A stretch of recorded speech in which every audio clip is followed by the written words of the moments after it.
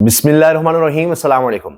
पाकिस्तान का सबसे मशहूर व मारूफ, सबसे ज़्यादा सुना जाने वाला, देखा जाने वाला, चाहा जाने वाला एंकर, सहाफ़ी इमरान रियाज़ खान आखिर कहाँ है? इस पर हम बात करेंगे और ख़ास तौर पर ये कि इमरान रियाज़ साहब के करीबी लोग क्या कह रहे हैं और फिर इमरान रियाज़ ने ख़ुद इस बारे में क्या बात की है, ये सब हम शामिल करेंगे इस वीडियो में। इसके साथ साथ अब ये क्यों बात हो रही है कि मौजूदा हुकूमत किसी भी वक्त आउट हो सकती है, किसी भी लम्हे आउट हो सकती है, बल्कि अब तो ये कहा जा रहा है कि ये शायद अफरीदी बन चुकी है ये हुकूमत कि छक्के चौके लगाने के चक्कर में किसी भी लम्हे आउट हो सकती है। और दूसरी तरफ इमरान खान की क्या सूरत हाल है वो बड़ा अहम है कि हुकूमत की मजबूरी बन गई है, हाँ जी, मजबूरी बन गई है इमरान खान को रिहा करना। अब ये हुकूमत ज़्यादा अरसा इमरान खान को मजीद कैद में नहीं रख सकती। मसला ये बना हुआ है कि रिहा तो करना है, लेकिन रिहाई से पहले पहले क्या हो सकता है जिसमें इस हुकूमत को कुछ मिल जाए, कोई फेस सेविंग मिल जाए, कोई बयानिया बन जाए। अब एक अजीबो गरीब बयानिया बनाने की कोशिश की है जिस पर काशिफ बासी साहब भी अपना तंज और अपनी हैरानी छुपा नहीं सके। हनीफ अब्बासी को उन्होंने शर्मिंदा करने की कोशिश की कि जब उन्होंने कहा जी कैलिफोर्निया का प्लान बना है जहां पर कांग्रेसमैन थे और तहरीक इंसाफ के भी लोग थे और उन्होंने कहा कि जी इमरान खान को आप ले आए तो फिर पाकिस्तान का मिसाइल प्रोग्राम हम इधर उधर कर सकते हैं। अब आप सोचिए कि अब नई एक चीज लाने की कोशिश की जा रही है। इसका मतलब यह है कि नून लीग ये सोच रही है कि अच्छा जब हमारी हुकूमत जाएगी, हमारी हुकूमत का खात्मा होगा, इस जाली झूठी मैंडेट चोर हुकूमत का खात्मा होगा, तो हम ये कहेंगे कि ये तो अमरीकी प्लान के तहत हुआ है। जिस तरह इमरान खान ने लंदन प्लान का जिक्र किया था, डोनाल्ड लू का जिक्र किया था और ये सब कहा था, तो हम ये अपना एक काउंटर देंगे कि ओहो हमें तो इस तरह से निकाला गया है। ये अब चीजें हो रही हैं। मगर अब दौर ऐसा है कि इस तरह का झूठ या इस तरह का कोई भी एक ये गेम प्लान बनाने की कोशिश करेंगे वो चलेगा नहीं। लोगों को पता है कि ये खुद रजीम चेंज के चक्कर में आए थे। अब ट्रंप किसी भी रजीम चेंज के हक में है ही नहीं। वो कहता है अवाम जिसके साथ है उसके साथ चलना है, ये उनकी पॉलिसी बन गई भी है। और अब जो सूरत हाल इस वक्त है, जो बातें छुपाई जा रही हैं वो मैं आपके सामने रखता हूं।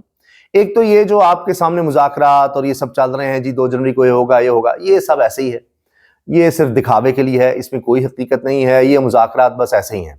असल मुज़ाकरात कहीं और हो रहे हैं और वो हो रहे हैं एस्टैब्लिशमेंट के साथ।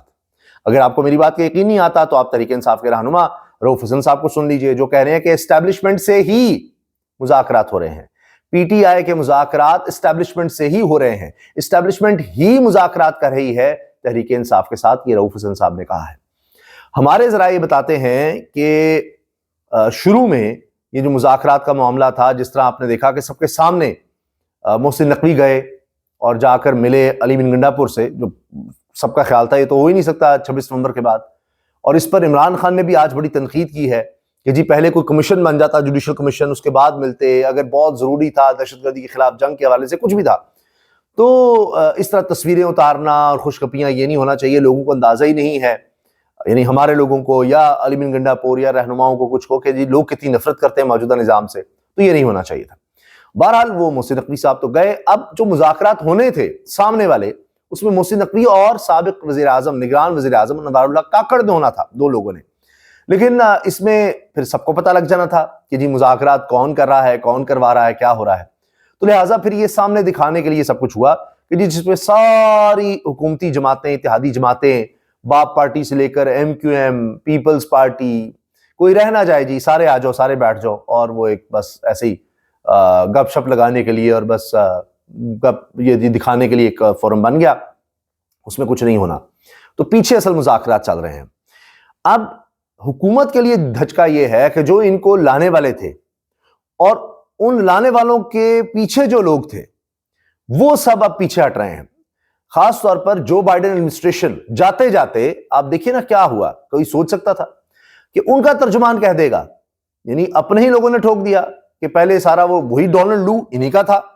यहां पर उनका सफीर डोनाल्ड ब्लूम वो आ जाके मिल रहा है, इनके साथ मिल रहा है। और आप देखिए कि ये सब रजीम चेंज जब हुआ तो उस वक्त बिलावल भुट्टो जरदारी के आप अमेरिका के दौरे देख लें आप जरा कितने थे उससे पहले, और फिर उसके बाद वजीर खारजा बने, क्या कुछ था। तो ये तो इस तरह से सारा चल रहा था। फिर जो लोग इन्फॉर्म लोग हैं वो बताते हैं कि باہر عالمی سطح پر اس لیے بھی آواز نہیں اٹھ رہی تھی زیادہ اس وقت کہ امریکہ بہادر ساتھ تھا، اس لیے آپ دیکھ لیے IMF ہو، اقوام متحدہ ہو یا دیگر ممالک، برطانیہ، یورپی یونین، اس طرح جس طرح بھی آواز اٹھا رہے ہیں، کیا پہلے انہوں نے آواز اٹھائی تھی؟ نہیں. اب وہ بھی بھانپ رہے ہیں کہ چیزیں بدل رہی ہیں. تو اس وقت تو سارا کچھ تھا، لیکن اب جب بائیڈن انتظامیہ فارغ ہو گئی تو جاتے جاتے وہ بھی دیکھ رہے ہیں کہ جی عمران خان کے حق میں یا پاکستان میں جو ظلم کا، جبر کا، تشدد کا نظام چل رہا ہے، اس کے خلاف اگر کوئی بات کرتا ہے تو اس کو کتنی مقبولیت ملتی ہے. کروڑوں لوگ اس کو دیکھنے لگ گئے ہیں. تو ہم تو اب فارغ ہو گئے ہیں، کل کو ہمیں بھی ضرورت پڑنی ہے ایشین ووٹرز کی، پاکستانی ڈائسپورا کی، پاکستان اوورسیز جو ایک پاور بن چکے ہیں ان کی. تو اس لیے ہم بھی جاتے جاتے کام کر جائیں. تو ان کے ترجمان نے بھی کہہ دیا جی یہ بڑا غلط ہوا ہے، یہ جو فوجی ٹرائلز ہیں یہ نہیں ہو سکتا، فلاں نہیں ہو سکتا، انہوں نے بھی کر دیا.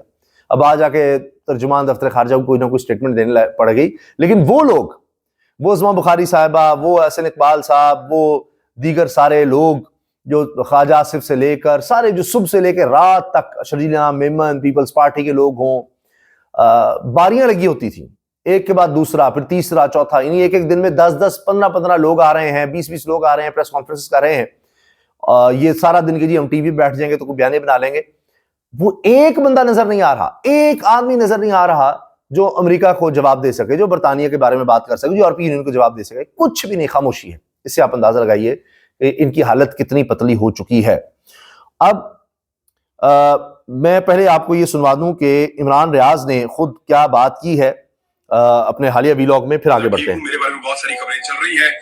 عمران ریاض نے کہا جی میں بالکل ٹھیک ہوں اور اللہ تعالیٰ سب کو اپنے حفظ و امان میں رکھے، اور انہوں نے دعاؤں کے لیے بس کہا ہے. تو وہ کوئی واضح نہیں کر رہے. مستند رپورٹرز نے یہ ضرور کہا کہ عمران ریاض ملک سے چلے گئے ہیں، اور کچھ ایسے کیا کہیں عجیب لوگ ہیں کہ جی وہ ملک سے فرار ہو گئے. شرم نہیں آتی ان کو کہ یہ ایسی گھٹیا باتیں کرتے ہیں. یہی باتیں انہوں نے ارشد شریف کے بارے میں کی تھیں.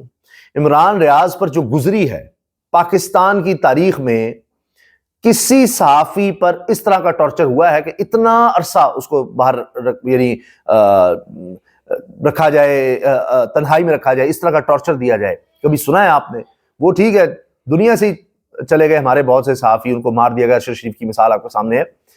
تو کیا آپ اور سمجھتے ہیں، اور کیا شخص کوئی قربانی دے سکتا ہے کہ جی وہ چلا گیا، جی وہ فرار ہو گیا، جی فلاں ہو گیا؟ شرم نہیں آتی ہے اس لفظ بولتے ہوئے.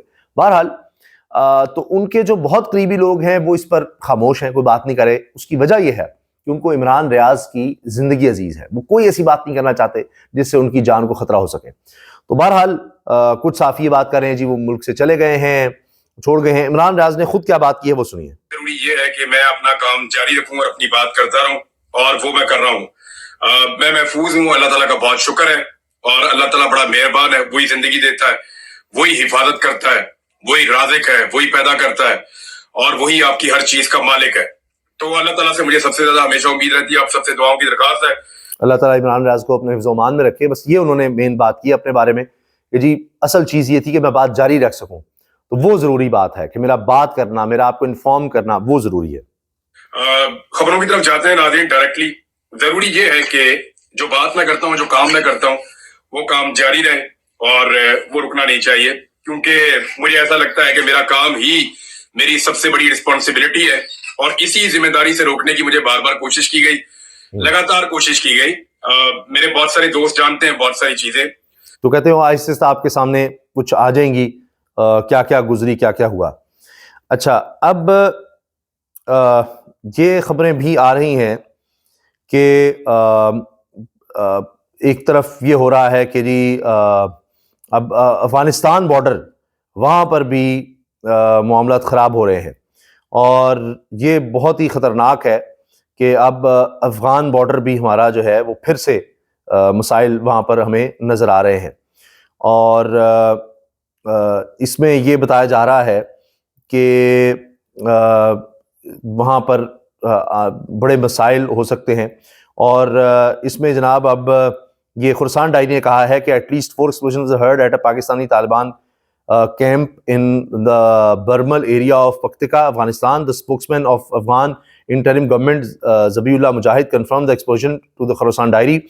However, said it was too early to suggest that what has caused explosions. Local sources in the area said that camps of TTP came under attack by Pakistani jets. However, there was no official confirmation from both governments.